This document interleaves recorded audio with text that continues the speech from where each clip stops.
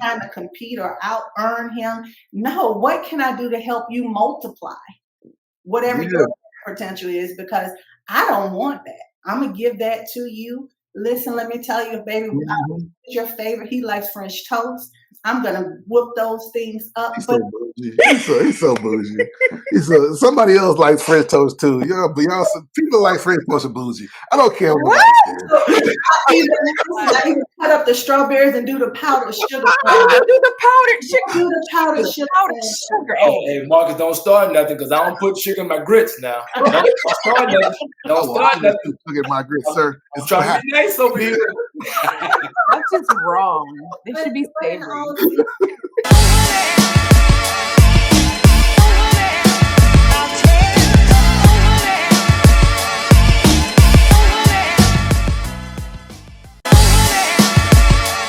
So since we're talking about, money and relationships, I want to talk about 50-50 relationships. So what I'm going to do here, I'm going to drop a video in here, and we can. It's about a minute, and then we'll watch it, and then we'll react. I feel like a really important message to get out to men, because I do believe that a lot of men have the perspective that you have, which is bring that 50, and I think men have to understand what that means and what you get when you expect a woman to bring 50%. Like, I can bring 50. Yeah. And I know women who can bring 60, 70. Okay. But as a man, do you really want what 50 plus brings? Because 50 plus brings a lot of energy. It doesn't bring neck energy. It's bringing head energy. And so when we talk about women being the neck, men being the head, right? Like it's bringing more head energy. And so understand that, right? If you want a woman to bring the table and then some to the table, you get what you pay for.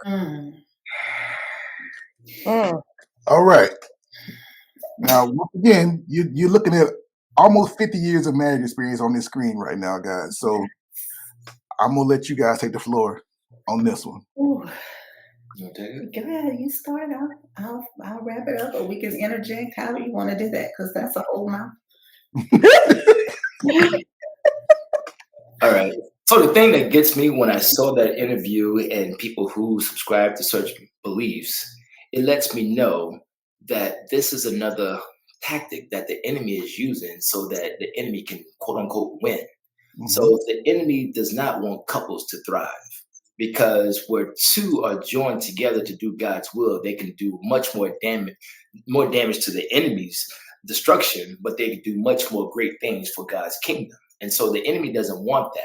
And so he brings up various things to create confusion, division, so that that couple can't stay together to do God's will.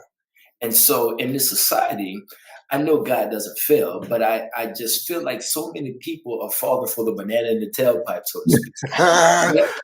And showing your age. Showing my age, right? Yeah. Beverly Hills Cop, 1985, somewhere in that. Nonetheless, what I'm talking about is so many young women and men, for that matter. We talk about it, Marcus, in the platform that I provide through Males to Men United. All right, that women buy into this and take it from a head standpoint, and they say, "Gone are the days to where we have to do this." Yeah, now I'm not campaigning for a woman to be pressed down upon and not being given a voice, because you have such a great voice. We've heard it during our time of being here between our wives right here. What I'm saying, as long as this narrative can continue to be pushed, in this case from a money 50-50 standpoint, and people buy into that, the enemy would win. So that was one of the biggest takeaways that I have from that. And quite frankly, when it comes to the 50-50, to answer that, I'm not an advocate of looking at it strictly 50-50.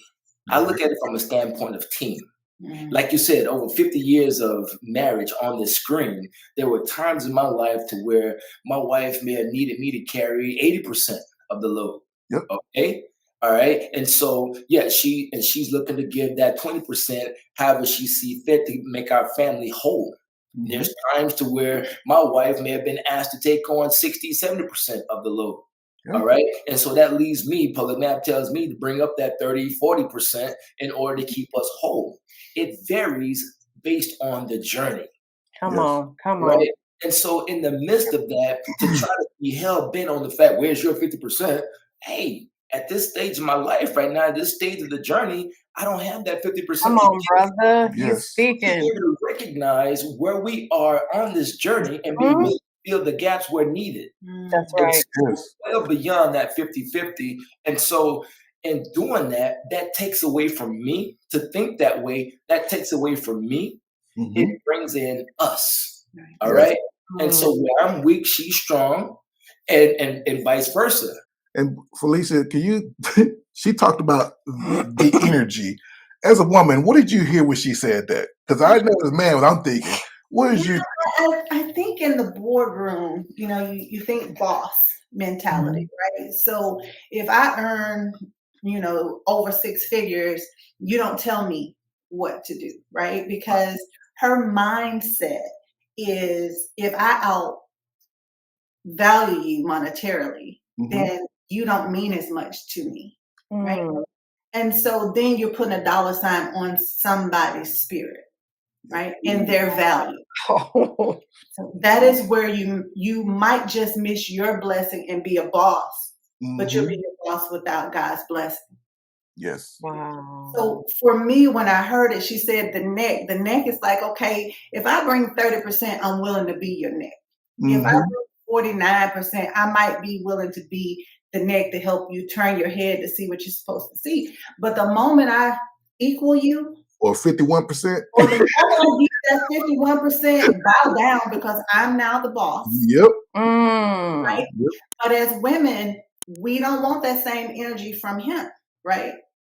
If he's 80%, 90%, they looking for that baller, that $250,000 plus brother, and she working at Tropical Smoothie where he met her. Come on, Tropical Smoothie. Hey, ain't nothing wrong with Tropical Smoothie now. If he came and he saw his wife behind that cash register, why should her value be to a wage, right? The 50-50 to me is, I'm on my knees laboring before you. This might be, this one right here, I got to put the food down. I got to fast now. The 50% right now, I think people are missing when they say it's a give and take in this marriage.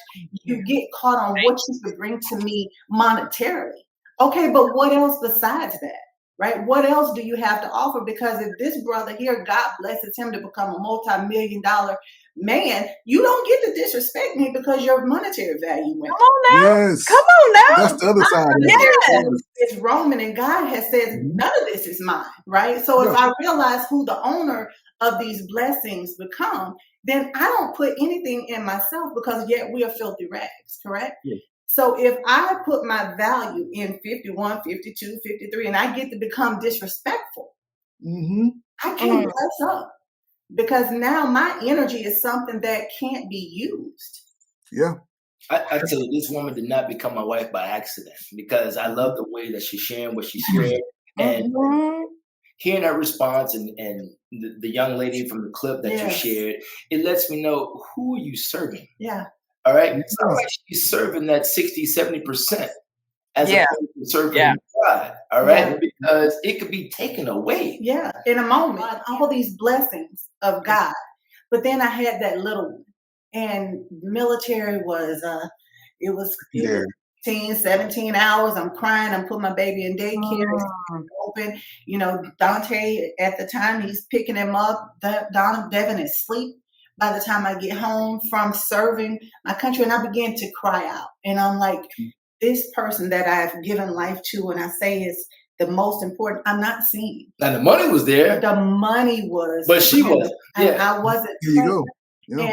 And at the time, we're combating, oh, you're an officer, he's an enlisted. How does that work out? How'd you guys get together? But it's not about our accolades. It's not about our earning potential. It's about whether these spirits together. I told him, where I understand now is my job in this marriage is to help fuel his spirit to complete his journey. That's what a helpmate is. Man.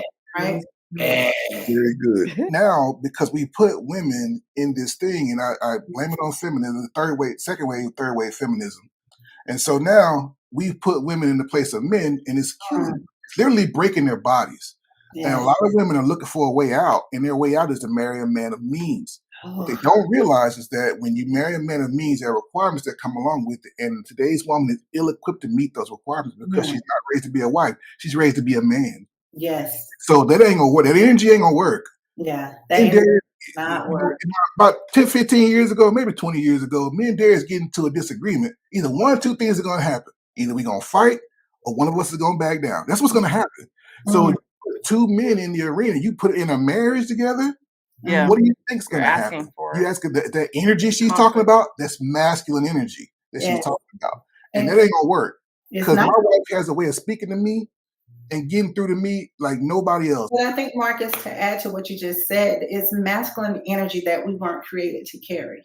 Yes. Right? Yes. And so it naturally disrupts the order of what marriage should be. And she keeps screaming she wants a man, but she continues to emasculate him, right?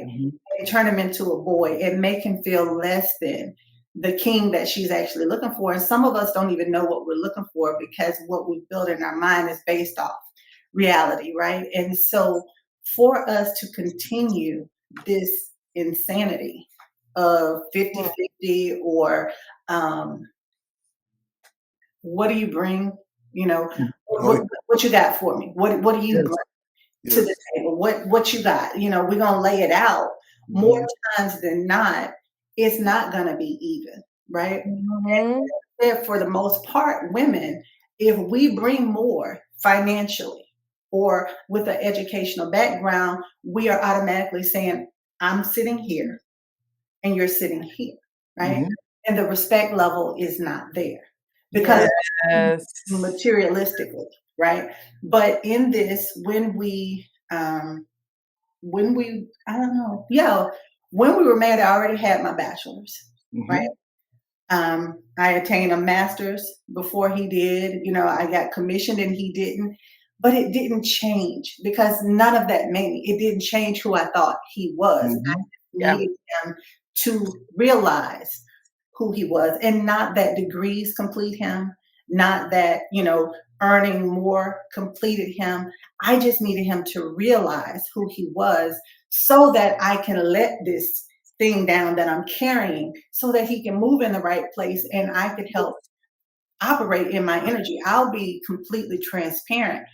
And the way once I walked off, once I told him I'm pushing the button, I don't want to play this game, I don't want to wear these boots anymore, a weight lifted off me, and I'll walk around and he'll tell you I'm always doing this to him, or because I need him to know, I need him to operate in that level because I've worked since I was 14 years old. Wow. Right now of retirement, I fully intend on being feminine, if you feel me. I don't know how much my mortgage is. I don't know how much our light bill. I don't care. It's being paid some kind of way. God is providing.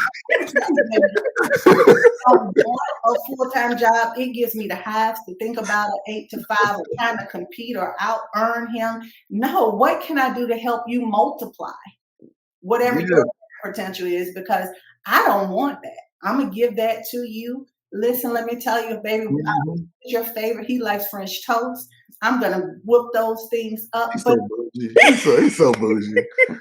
Somebody else likes French toast too. Y'all, people like French toast and bougie. I don't care what I cut up the strawberries and do the powdered sugar. Do the powdered sugar. Do the powdered sugar. Hey, Marcus, don't start nothing because I don't put sugar in my grits now. Don't start nothing. Don't start nothing. Look at my grits, sir. I'm trying to be nice over here.